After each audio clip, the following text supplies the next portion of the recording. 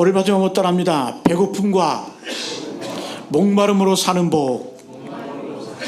예, 배고픔과 목마름으로 사는 복이라는 제목으로 함께 말씀의 은혜를 나누겠습니다. 오늘 다윗에 관한 이야기입니다. 우리가 다윗의 사건, 또 다윗의 삶을 우리가 이야기할 때 항상 따라오는 게 있습니다. 다윗 혼자 단독으로 언급되지 않고요, 다윗과 골리앗, 다윗과 요나단, 다윗과 밧세바. 특별히 다윗의 인생 가운데 큰 두 사건이 있는데요, 항상 어떤 사람과 연관이 됐죠. 다윗과 골리앗, 그죠? 그리고 다윗과 밧세바. 다윗이 한 50대 정도 됐을 때에 이 밧세바와 범죄한 사건을 오늘 말씀에 기록해주고 있습니다. 여러분, 이 다윗과 골리앗, 먼저 이 골리앗은 어떤 의미입니까? 우리 삶의 강력한 시험과 도전과 압도적인 힘을 상징합니다. 그죠? 반면에 이 다윗과 밧세바 할 때 이 밧세바는 연약한 사람, 여자, 어떤 유혹, 이런 모습으로 다가옵니다. 여러분, 이 두 사건은 시기적으로 다르죠. 이 다윗과 골리앗 사건은 다윗이 10대 때, 어릴 때에 아무런 주목도 받지 못하던 이 보잘것없는 그 어린 시절에 겪었던 다윗과 골리앗, 이 골리앗과 싸울 때입니다. 그래서 이 골리앗을 물리치므로 말미암아 이스라엘의 영웅으로 등극을 합니다. 이때가 이 다윗이 10대입니다. 10대. 자, 반면에 이 다윗 왕이 밧세바와 범죄했을 때는 약 50대 왕이었고 또 시대의 주인공이었고 인생의 절정기였습니다. 그런데 이 범죄로 말미암아 나락으로 떨어지는 그 모습을 보게 됩니다. 자, 비교가 되죠, 그죠? 10대 때 어렸을 때 다윗이 골리앗과 싸울 때 이때가 아무런 보잘것도 없고 힘도 없고 어린 소년이었지만 이 골리앗을 이김을 통해서, 물리침을 통해서 이스라엘의 영웅으로 등극합니다. 반면에 이 50대에 이르러서 이 다윗이 밧세바 범죄 사건을 통해서 가장 인생의 전성기이고 힘이 있을 때이고 또 그리고 왕이라는 신분을 갖고 있었어요. 근데 범죄함으로 반대로 아예 인생의 나락으로 떨어집니다. 대조적으로 보여주고 있는 거예요. 여러분, 마찬가지로 우리도 마찬가지입니다. 우리가 인생을 살아가면 이 두 가지 대적이 있습니다. 골리앗과 같은 강력한 큰 대적이 있고요, 또 대적 같지 않은 밧세바와 같은 그러한 대적이 있습니다. 자, 제가 질문 드릴게요. 여러분들은 인생을 살아가면서 골리앗과 같은 강력한 대적을 물리치기가 힘듭니까? 아니면 밧세바와 같은 대적 같지 않은 그런 대적을 물리치기가 힘듭니까? 저는요, 누가 더 어려운 대적일까? 골리앗이 아니고요, 밧세바가 훨씬 더 어려운 대적이라는 거예요. 다윗이 어렸을 때, 힘이 없을 때, 어린 소년일 때에는 하나님을 의지했습니다. 주님 바라봤습니다. 그리고 하나님의 이름으로 너는 칼과 창과 단창으로 내게 나아오거니와 나는 네가 모욕하는 하나님의 이름으로 네 앞에 간다. 철저하게 하나님의 이름으로 무장을 했고요, 하나님이 나가는 모습을 보게 됩니다. 하나님을 의지해서 물리쳤습니다. 그런데요, 이 밧세바는 아무것도 안 해요. 연약한 여인입니다. 또 그리고 다윗이 힘이 있을 때이고 인생의 절정기입니다. 그런데 그것 때문에 무너진다라는 거예요. 여러분, 오늘 우리가 알 수 있는 건 뭐냐면 이 땅을 살아갈 때 모든 인생 가운데 영적인 거장은 없습니다. 영적인 거인은 없습니다. 다윗도 무너지잖아요. 그래서 누구나 무너질 수 있고 누구나 실패할 수 있고 누구나 절망할 수 있다는 겁니다. 자, 그러면 오늘 우리가 이 다윗과 같은 그런 일들을 당할 때 어떻게 이런 것들을 이기고 승리할 수 있을까? 우리 두 가지를 한번 살펴보기를 원합니다. 우리 한번 따라합니다. 편안할 때가 위기이다. 평안이 아니라 편안입니다. 편안. 인생을 살다 보면 우리가 다윗의 관점에서 보게 되면요, 편안할 때가 오히려 인생의 위기라는 거예요. 세상적으로는 편안합니다. 안락합니다. 그러나 때로는 이 다윗의 관점에서 볼 때는 이것이 바로 영적인 위기로 다가온다라는 겁니다. 자, 그러면 우리가 어떻게 살아야 될까요? 우리 인생이 편안하고 안락하고 또 많은 것들 왕궁과 같은 그런 삶을 살아갈 때 어떻게 될까요? 해결책은 단 하나죠. 내 인생을 불편하게 만드는 거예요. 내 인생을 불편하게 살아야 된다는 겁니다. 자꾸 편안함을 유지하려고 하면 안 되고요. 불편함을 선택하는 인생을 살아야 합니다. 그래야 썩지 않고 싱싱한 인생을 살아갈 수 있는 줄로 믿습니다. 오늘 여러분 한번 말씀 보세요. 1절이 상징하는 의미가 참 많이 있습니다. 우리 1절 같이 한번 읽어볼까요? 시작. 그 해가 돌아와 왕들이 출전할 때가 되매 다윗이 요압과 그에게 있는 그의 부하들은 온 이스라엘 군대를 보내니 그들이 암몬 자손을 멸하고 랍바를 에워쌌고 다윗은 예루살렘에 그대로 있더라. 자, 성경 분명히 뭐라고 말합니까? 그 해 전쟁의 때가 왔다라는 거예요. 이때가 왕들이 출전할 때가 되매 왕들이 나가서 싸우는 거예요. 왕들이 나가서 전쟁에 나가는 거예요. 근데 어떻게 했다?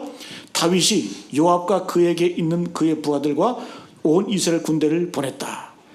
자기는 성 안에 머물러 있고 예루살렘 성에 머물러 있고 다윗이 군대만 보내. 요압 사령관을 이제 필두로 해서 이 자기의 군대를 내보냅니다. 다윗이 전쟁이 났음에도 불구하고 얼마나 승승장구하고 강력했는지 요압과 그의 부하들만 내보내도 충분히 이긴다. 그래서 어떻게 했냐? 이 암몬과의 전쟁에서 이제 점점 파죽지세로 승리하면서 이 암몬의 수도였던 이 랍바성을 에워쌉니다. 이 랍바는 어디냐? 지금 이 요르단의 수도 암만이죠. 암만. 예? 저도 가보진 않았지만 이 암만이라는 뜻이 뭐냐면 이 암몬인들의 도시라는 뜻이에요. 암몬인들의 도시. 예? 그러니까 이 암만의 옛날 이름이 랍바입니다. 랍바. 이 랍바는 기록에 의하게 되면 철옹성입니다. 높은 산꼭대기에 있는 그러한 어마어마한 성입니다. 이제 이 요르단, 이 암몬을 다 정복하고 난 다음에 마지막이 랍바성만 남겨놓고 이제 승리를 이제 앞에 두고 있는 거예요. 그런데 여러분, 다윗은 지금 어떤 상태입니까? 성 안에 머물러서 낮잠을 자고 있는 거예요. 잠을 자고 있는 거예요. 여러분, 이때가 오늘 말씀해 보니까 이 2절 보니까 2절 같이 한번 읽어볼까요? 2절 말씀 시작. 저녁 때 다윗이 그의 침상에서 일어나 왕궁 옥상에서 거닐다가 그곳에서 보니 한 여인이 목욕을 하는데 심히 아름다워 보이는지라. 실컷 자고 일어났다가 저녁 때 일어났다라는 거예요. 물론 여러분 이 중동 지방에는 덥기 때문에 낮에 잡니다. 시에스타라고 하죠. 시에스타. 근데 1시간도 자지 더 이상 많이 자질 않아요. 근데 저녁 때가 언제냐? 다윗이 일어날 때 저녁 때는 언제냐면 저녁 소제를 드릴 때예요. 하나님께 예배 드릴 때예요. 그때까지 잤다라는 거예요. 여러분 이 저녁 때 다윗이 그의 침상에서 일어났다는 얘기는 뭐냐면 이건 뭘 보냐면 상징적으로 다윗의 영적인 상태를 보여주는 겁니다. 저녁 기도 시간에 저녁 예배 시간에 자고 있었다. 영적인 잠을 자고 있었다. 여러분 다윗은 원래 이런 사람이 아니죠. 그런 새벽에 일어났던 사람이에요. 10편 51편을 보게 되면 비파야 수구마 깰지어다. 내가 새벽을 깨우리로다. 내가 새벽을 깨우리로다. 여러분 그런 구절이 얼마나 많습니까? 여러분 원래 이 다윗은 새벽에 나를 깨우기 전에 내가 먼저 새벽을 깨우는 사람이었어요. 이 새벽에 나를 깨우는 것을 용납하지 않았던 사람인데 이제는 어떻게 해요? 저녁까지 잠을 자고 있는 거예요. 편안할 때 바로 이 위기를 경험하게 된다는 거예요.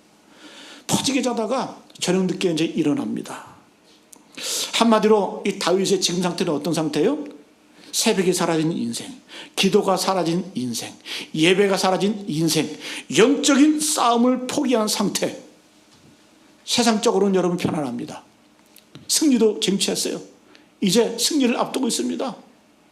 위대한 왕으로 칭송받습니다. 그러나 영적으로는 이때가 바로 위기라는 거예요. 여러분 하나님이 주신 축복을 지금 이렇게 느리고 안일하게 살아가는 모습을 볼 수가 있습니다. 저는 이것이 바로 우리의 모습이라고 생각을 합니다. 때로는 하나님이 주신 축복 가운데 편안하고 안락하고 또 승리도 맛보고, 그런데 여러분 우리 인생은 때로 어때요? 영적인 잠에 빠져 있고 다윗이 스스로 고백한 것처럼 내가 사망의 잠을 잘까 두려워한다라고 하는. 실제로 다윗은 그런 잠을 잡았기 때문에, 사망의 잠을 잡았기 때문에 그걸 두려워하고 있는 거예요. 예배가 사라졌습니다. 여러분 예배가 뭘까요? 저는 이 예배가 주는 효과는 우리가 많은 순간 착각을 합니다. 예배를 통해서 나의 부족함을 채우고 예배를 통해서 나의 연약함을 예배를 통해서 강력해진다라고 하는 그런 어떤 그 나의 욕구, 쪽으로 받는 것, 채우는 것, 이런 쪽으로 예배를 생각을 해요. 물론 그 말도 맞습니다. 내가 예배 자리에 나올 때 정말 마음이 허하고 공허하고 또 세상에서 방황하다가 이 자리에 와서 하나님의 은혜를 받고 또 찬송하며 기도하면서 회복되는 것, 그것도 중요해요. 그러나 그건 예배의 본질이 아니라는 거예요. 여러분, 어떤 분들은 오해하고 계세요. 예배 가운데 화려하고 막 웅장하고 막 찬송이 은혜롭고 막 하면서 내 감정이 막 올라가거든요. 그걸 예배라고 착각을 해. 여러분, 그건 예배가 아니에요. 조심하셔야 돼요. 예배가 그렇게 되면 썩습니다. 예배는 어떻게 해요? 예배의 특징은 뭐냐? 예배는, 진정한 예배는 드리면 드릴수록 배고픔을 느끼는 거예요. 갈증을 느끼는 거예요. 허기를 느끼는 거예요. 여러분, 20세기의 최고의 영성가 유진 피터슨, 그분은 이런 얘기를 합니다. 진짜 예배를 드리면 배부른 현상이 나타나는 것이 아니라 오히려 하나님에 대해서 허기가 생기고 하나님에 대한 갈증이 생긴다. 이게 정확한 예배에 대한 표현입니다. 우리가 여러분 예배를 통해서 내가 만족하고 내가 채워지는 것, 이건 예배의 일부분이죠. 진짜 신령과 진정으로 예배 드리면요, 더 갈급해지고 더 허기지고 더 목말라 하는 거예요. 자, 예를 들면 모세를 볼까요? 위대한 영적인 지도였던 모세는 하나님과 늘 대면했던 사람이에요. 하나님이 스스로 말씀하세요. 너희가 모세를 보았느냐? 모세는 나와 대면했던 사람이다. 그러니까 모세는 늘 하나님의 영광과 하나님의 임재를 경험했던 사람이에요. 늘 기도했던 사람이에요. 네? 그런 모세에게 하나님께서 나타나서 뭐라고 말씀하냐? 물어봅니다. 모세에게. 모세야, 내가 너를 위해서 무엇을 해줄까? 내가 너의 소원이 무엇이냐? 이렇게 물어봅니다. 보통 같으면 어때요? 주님, 세상 영광을 누리기를 원합니다. 그런데 여러분, 모세는 이렇게 말합니다. 출애굽기 33장 18절 말씀. 주여 원하건대, 간절히 원하는 거예요. 주여 원하건대 주의 영광을 보여 주옵소서. 여러분, 모세만큼 하나님의 영광을 본 사람이 어디 있습니까? 모세만큼 하나님의 은혜를 체험한 사람이 어디 있습니까? 모세만큼 하나님과 대면하여 그 은혜를 했던 사람이 어디 있습니까? 그럼에도 불구하고 모세는 목말라 하는 거예요. 주님, 더 주의 영광을 보기를 원합니다. 이 배고픔과 갈증을 더 하나님께 표현하고 있다는 겁니다. 여러분, 지금 다윗의 모습이 어떤 모습이에요? 배고픔이 없어요. 갈증이 없어요. 이 편안한 거예요. 여러분, 우리의 영적인 상태를 점검해 보시기 바랍니다. 중세시대에는 7가지 큰 죄악을 이야기합니다. 7대 죄라고 말하죠. 이 앞에 3가지는 내적인 죄입니다. 그리고 이 나머지 셋은 외적인 죄입니다. 그 중에 중간의 죄가 뭐냐? 이 나태함이에요. 자, 7가지 죄가 뭐냐? 교만, 시기, 분노.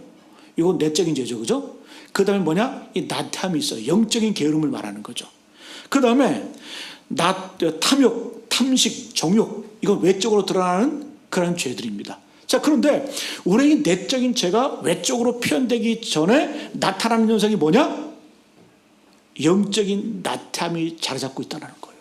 이게 무서운 거예요. 내 속에 교만이 있고요, 내 속에 시기가 있고요, 분노가 있어요. 그러면 그것이 구체적으로 나타나는 과정이 뭐냐? 바로 이 영적인 나태함, 영적인 게으름을 계기를 통해서 이제 그것이 표출되는 거예요. 탐욕으로, 탐식으로, 정욕으로 포출되는 겁니다. 여러분, 지금 한번 보세요. 다윗은 느릿느릿해요. 늦게 일어납니다. 어슬렁 옥상을 산책합니다. 그리고 보지 말아야 될 것을 바라보게 됩니다. 근데 놀란 건 뭔 줄 아세요? 영적으로 나태하면요, 반대급부적으로 죄 짓는 데는 빨라집니다. 이게 특징이에요. 우리도 마찬가지예요. 우리도 죄 질 때 보면요, 영적으로 나태하잖아요. 그래서 우리가 죄로 길로 나가잖아요. 그 영적으로는 나태하고 게으른데 죄 짓는 데는 빨라져. 이게 특징인 거예요. 자, 오늘 3절, 4절 내용을 보게 되면요, 우리 성경에는 잘 표현되지 않았어요. 그러나 히브리 성경에는 이 동사가 강조가 됩니다. 뭐라고 보느냐? 요약을 하면 그 여인을 알아보라 그래요. 알아봐라. 그랬더니 사람들이 그 여인은 엘리암의 딸이고 햇사람 우리아의 아내 바세바입니다. 그랬더니 다윗이 빠르게 움직여요. 사람을 보내라. 그 여인을 데려와라. 동침합니다. 집에 보냅니다. 보내자마자 임신합니다. 다시 데리고 옵니다. 여러분 히브리 성경에는 이 동사가 강조가 되면서 뭐가 강조? 보고, 보내고, 알고, 다시 보내고, 데리고 오고, 같이 자고, 다시 보내고, 임신된 사실을 알았다. 이 동사가 강조가 됩니다. 그래 여러분 히브리 성경을 보게 되면 막 긴박감이 막 흘러가. 그럼 다윗이 이렇습니까?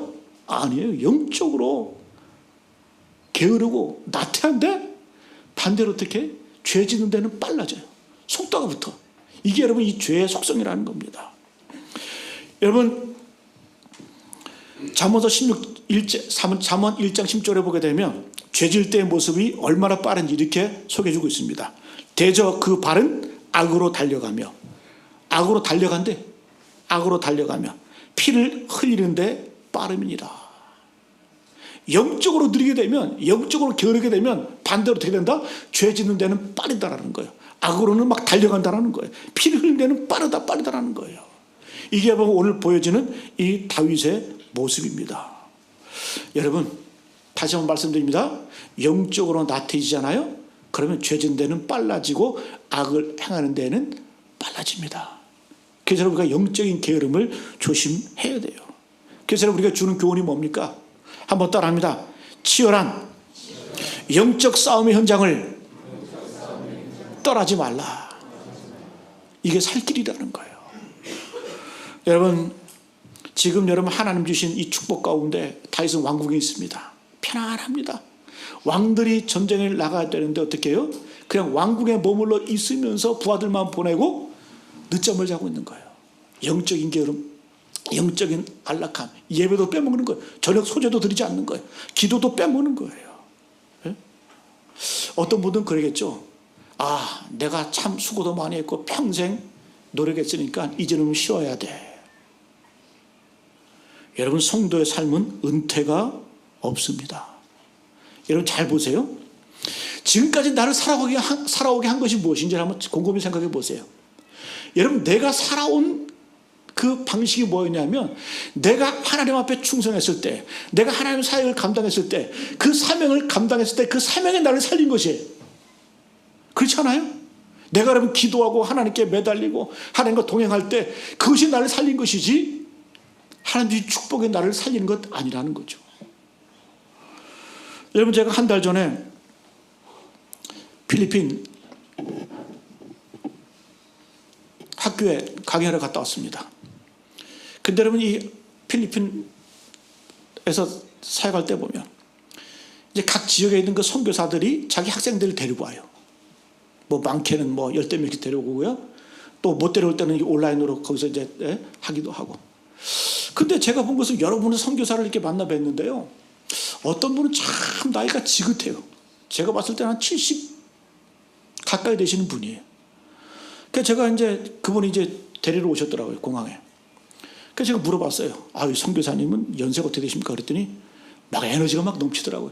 70 가까이 되셨더라고요. 그러니까 저보다 막 한참 어른이에요. 그래서 제가 물어봤어요. 근데 이분이 뭐다 하냐면요, 저는 몰랐는데 한국 이 영화 연극계에서 참 유명한 분이었어요. 그 청주대학교 연극영화과 1기 그리고 뭐 연극계에서 소문났던 분이고 뭐 연극영화과 교수도 이렇게 좀 했던 분이고. 그런데 은퇴하시고 나서 이제 선교지에 와서 야, 근데 여러분 딱 보니까 에너지가 얼마나 넘치는지. 예? 그래서 제가 물어봤어요. 왜 이렇게 이제 편안하게 좀 쉬시고 나이가 됐는데 왜 이렇게 나오셨습니까? 왜 이렇게 고생하십니까? 뭐 이렇게 사서 고생하십니까? 근데 여러분 그분이 뭐라고 대답한 줄 아세요? 목사님, 이 겉으로 볼 때는 사명이고 겉으로 볼 때는 선교지만요, 이게 내가 사는 길입니다. 이것이 나를 살리는 길이고 이것이 나를 영적으로 지탱하는 그런 버팀목입니다. 그런 얘기 하더라고요. 저 그때 깨달았어요. 야, 여러분 하나님의 축복이 하나님의 평안함이 나를 살리는 것이 아니구나. 여러분 그 사명을 떠나지 않는 것, 여러분 이분을 깨닫는 거예요. 겉으로 볼 때는 내가 사명 감당하는 거라고 느끼지만 그럼 어떻게 해요? 그것이 나를 살리고 나를 지탱하는 버팀목이라는 거예요. 여러분 주님 이 땅을 살아가실 때 끝까지 의에 줄이고 목마른 삶을 사시기를 축복합니다. 이게 복이라는 거예요. 이게 뭐예요? 예수님도 뭐라고 말씀하셨어요? 의에 줄이고 목마른 자는 복이 있나니. 끝까지 여러분 우리가 이 복을 누려야 되는데 어떤 복이요? 세상 사람들이 이걸 복이라고 말하지 않아요. 그러나 여러분 의라는 게 뭡니까? 하나님과의 나의 바른 관계를 위해서 내가 목말라 하고 갈증을 느끼고 배고픔을 느끼고 허기짐을 느낄 때 이것이 우리에게 복이 되는 줄로 믿습니다. 그래서 여러분 예배의 자리가 나를 살리는 거예요. 기도의 자리가 나를 살리는 거예요. 이 목마름의 자리가 나를 살리는 거예요. 그래서 여러분 편안할 때마다 안주하고 싶을 때마다 여러분 자꾸 내 자신을 어떻게 하다? 이 불편함으로 내모시기를 바라면 이것이 축복인 줄로 믿습니다. 그래서 두 번째 한번 따라합니다. 지금 당장 죄를 끊고 하나님께 돌아오라. 여러분 다윗처럼 넘어질 수도 있어요. 그죠? 인간이기 때문에. 영적으로 여러분 완벽한 사람이 어디 있습니까? 넘어질 수 있지만 그걸 어떻게 그 죄를 지었을 때 당장 끊고 빨리 돌아와야 된다는 거예요. 왜 빨리 돌아야 될까요? 회개에는 거리가 있습니다. 내가 멀리 나가면 나가는 만큼 돌아올 때도 그만큼 힘들어요. 저는 그런 거 많이 느낍니다. 여러분 방황하시는 분들 이렇게 보게 되면요, 또 시험에 드신 분들 계시잖아요. 그럼 나갔으면 빨리 돌아와야지 나간 거리만큼 돌아오기가 힘들다라는 거예요. 왜? 죄의 특성이 그거기 때문에. 죄의 특성. 죄라고 하는 것은 뭐냐면 꼬리에 꼬리를 묻니다. 감추면 또 다른 죄가 드러납니다. 여러분 이 다윗은 이 가늠죄를 감추기 위해서 나머지 세 가지 죄를 더 짓습니다. 그죠? 이 죄가 무서운 거예요. 이걸 죄의 점진성, 죄의 확장성, 죄의 전음성이라고 말하는 거예요. 죄는 점점점 발전해요. 죄는 점점점 확대됩니다. 죄는 나만 짓는 게 아니라 다른 사람 오래가면 죄 짓게 만들어요. 이게 죄의 특징이에요. 여러분 야고보서에도 보면 그 말씀 있잖아요. 욕심이 잉태한 즉 죄를 낳고 죄가 장성한 즉 사망을 낳느니라. 여러분 성경은 어떤 사람이 복이라고 말합니까? 복 있는 사람은 악인들의 꾀를 따르지 않으며. 이 악인들의 꾀라는 게 뭐냐면 히브리어로 짜라트는 짜라트. 이 짜라트는 사람의 꾀, 인간의 꾀를 말합니다. 근데 반면에 복 있는 사람은 오직 여호와 율법을 즐거워하여 그 율법을 주야로 묵상하는 자로다. 어떤 사람이 악인이라고요? 자기 꾀로 사는 사람을 악인이라고 말합니다. 어떤 사람이 복된 사람이라고요? 여호와의 율법을 주야로 묵상하는 사람, 말씀대로 사는 사람을 복 있는 사람이라고 말합니다.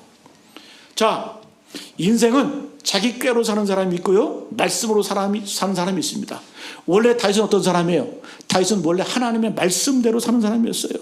그러니까 하나님을 떠나고 나니까 뭐로 살아요? 자기의 꾀로 사는 거예요. 여러분 명심하세요.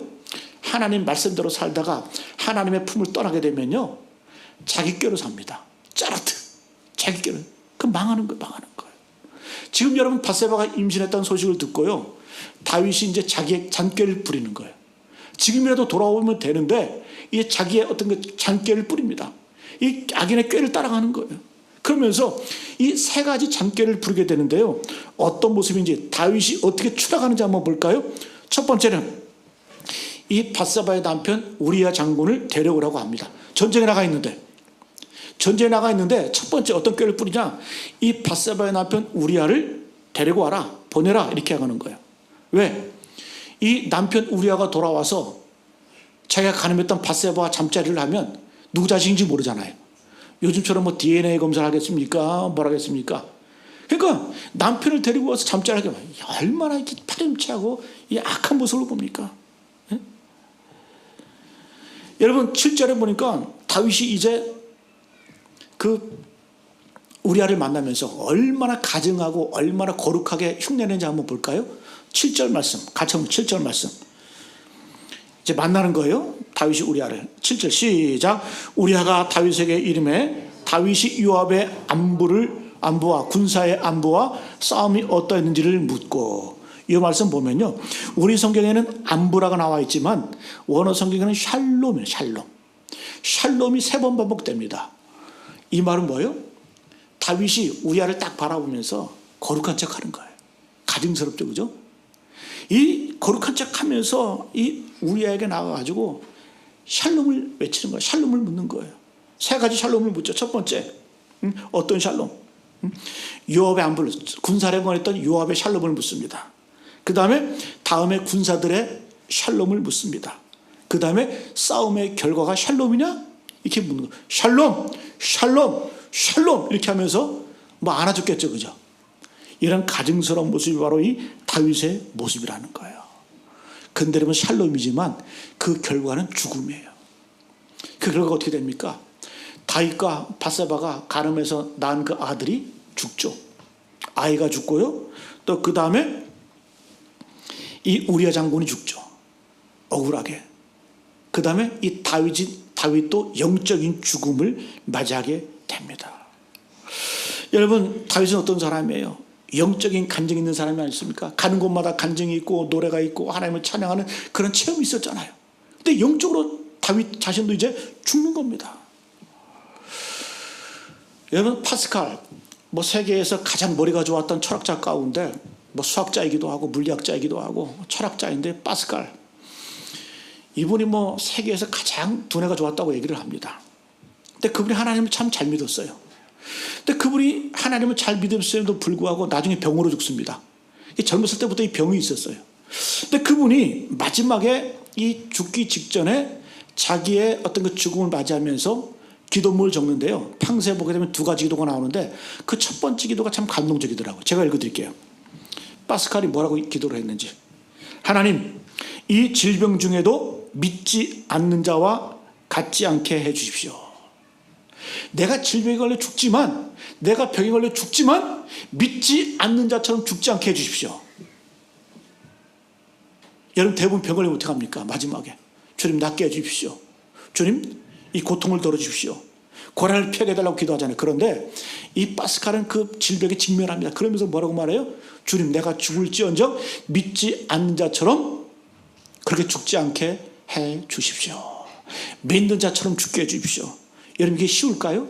마지막 죽음을 앞두고요. 그런데 여러분 파스칼은 바로 이런 기도했다는 거죠. 그런데 여러분 다윗이 이런 사람이 아니었습니까? 그죠? 내가 광야를 헤매면서도 죽음의 위험을 도사리면서도 어떻게? 주님 나는 하나님의 사람이고 하나님을 찬양하며 하는 노래는 그런 사람이었잖아요. 그런데 여러분 영적으로 게을러지고 나태해지니까 이렇게 됐다라는 거예요. 우리아라는 사람이 등장하죠. 바세바의 남편. 우리아라는 이름의 뜻은 여호와는 나의 빛이시다. 이런 뜻이에요. 우리아. 여호와는 나의 빛이시다. 이 사람을 소개하는데요. 뭐라고 소개하냐? 햇사람 우리아. 햇사람. 햇은 그 히타이트. 역사적으로 히타이트족이에요. 히타이트족. 뭐 철기 문화를 갖고 있던 그 뭐 강력한 그런 족속이었어요. 근데 아마도 이 햇사람이었던 우리아가 하나님을 믿고 개종을 했던 것 같아요.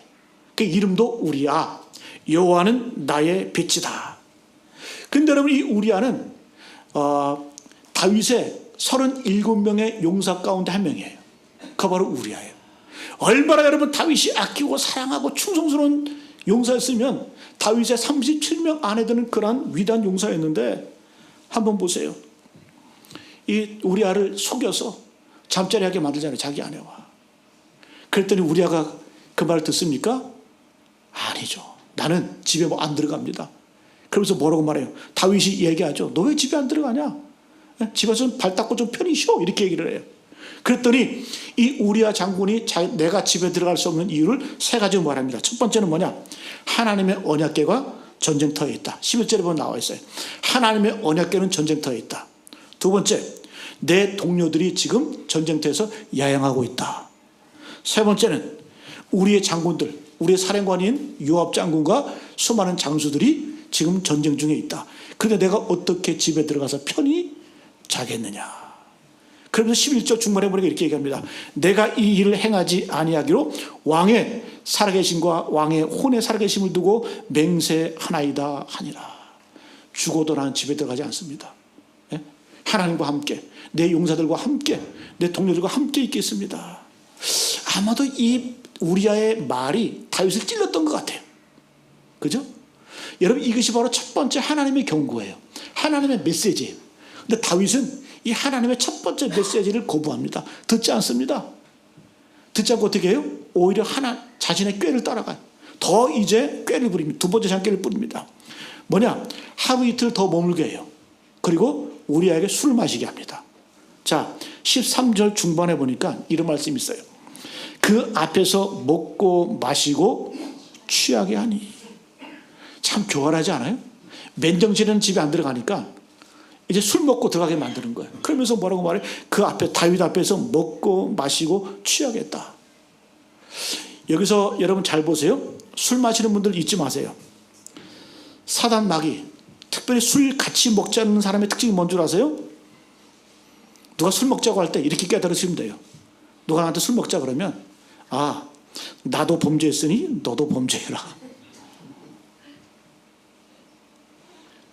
여러분 죄의 특징이 뭔 줄 아세요? 죄질 때 되면 단합이 그렇게 잘 돼. 평상시 때는요 그렇게 서로 쳐다보지도 않고 서로 이렇게 교제도 없고 서로 이렇게 친하지도 않은데 사람들이 죄질 때 보면요 얼마나 그렇게 친해지는지 몰라. 저는 느끼는 게 뭔 줄 아세요? 야, 이건 사람의 어떤 그런 의지가 아니구나. 사람이 하는 게 아니구나. 응? 술도 마찬가지예요. 오늘 다윗이 술 먹이는 이유가 뭘까요? 공동범죄 저지르게 하기 위해서 지금 술을 먹이는 거예요. 억지로 먹이는 거예요. 여러분 다윗이 이런 짓 할 사람이에요? 다윗이 이스라엘 목자 아닙니까? 위대한 성군이었지 않습니까? 그 수많은 어떤 영적인 체험과 경험했던 사람 아닙니까? 그럼에도 불구하고 넘어지잖아요. 그래도 우리아는 듣질 않습니다. 이제 또 잔혹하게 이제 꾀를 부립니다. 세 번째 뭐냐? 이제 우리아를 돌려보내면서요 그의 손에 편지를 들려보냅니다. 요압 사령관에게 편지를 들려보내는 거예요. 내용이 뭐냐면 여러분 잘 아시죠? 이제 전쟁할 때 랍바성을 공격할 때 이제 이스라엘 군대가 막 돌격하고 들어갈 때 그 앞에 누굴 세워라? 우리아 장군을 세워라. 그리고 전쟁이 막 치열할 때 군대를 빼버려라. 그거 누가 죽이는 거예요? 전쟁 중에 죽게 만드는 거예요. 야, 이 파렴참. 누굴 통해서 요압 사령관을 시켜서 자기 손에 피 묻히지 않겠다라는 거예요. 얼마나 교활하고 얼마나 잔인합니까? 여러분 인간이 영적으로 게으르고 나태해지고 이렇게 타락할 수 있다는 거예요. 이렇게 무너질 수 있다는 거예요. 잔혹한다는 거예요. 내 손이 아니라 다른 사람 손에 피를 묻혀서 죽게 만드는 겁니다. 여러분 하나님께서는 이런 거 싫어하세요. 하나님께서는 무자비한 모습을 상당히 싫어하십니다. 신명기 14장 21절 말씀 이런 말씀이 있어요. 염소 새끼를 그 어미의 젖에 삼지 말라. 여러분 우리가 뭐 이 당시에 염소 새끼를 잡아서 먹을 때가 있잖아요. 그죠?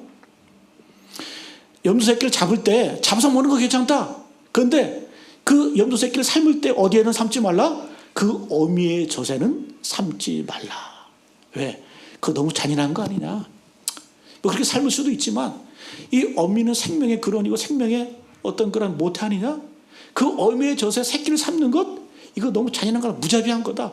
그렇게 하지 말라. 하나님께서 이렇게 세세하게 명령. 근데는 다윗은 지금 짐승짓을 하고 있는 거예요.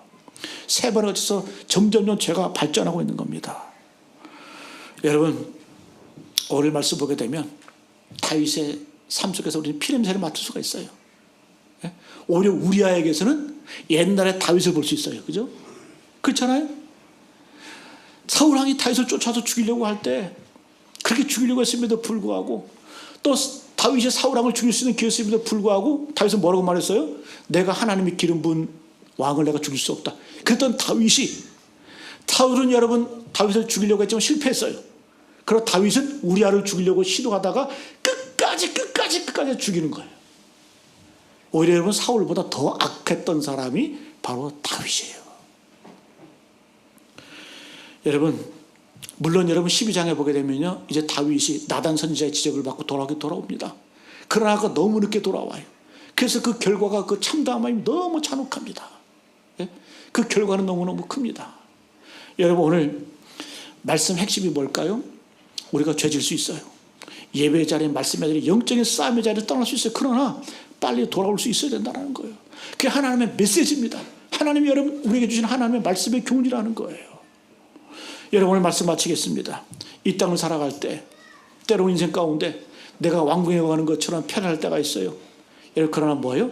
다윗의 관점에서 볼 때는 그것이 위기라는 거예요. 그것이 위험할 때라는 거예요. 우리는 자꾸 영적으로 뿐만 아니라 우리 삶을 불편함으로 내몰아야 돼요. 불편함을 선택해야 됩니다.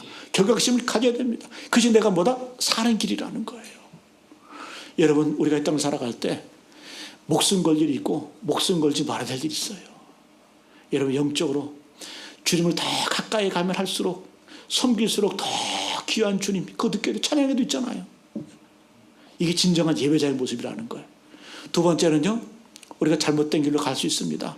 그 하나님께서는 계속 우리에게 말씀하세요. 돌아오라, 돌아오라. 우리아의 그 모습을 통해서, 나단의 지역을 통해서 빨리 돌아오면 돌아올수록 하나님의 은혜가 크고요, 또 영적인 회복이 놀라운, 그 놀라운 은혜를 경험할 수 있게 된다는 겁니다.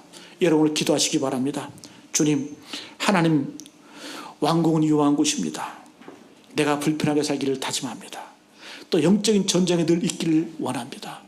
이것이 내가 살 길이고 하나님의 삶을 감당하는 그러한 길인 줄로 믿습니다. 여러분, 이런 복된 길로 걸어가시는 우리 모두 되시기를 축복합니다.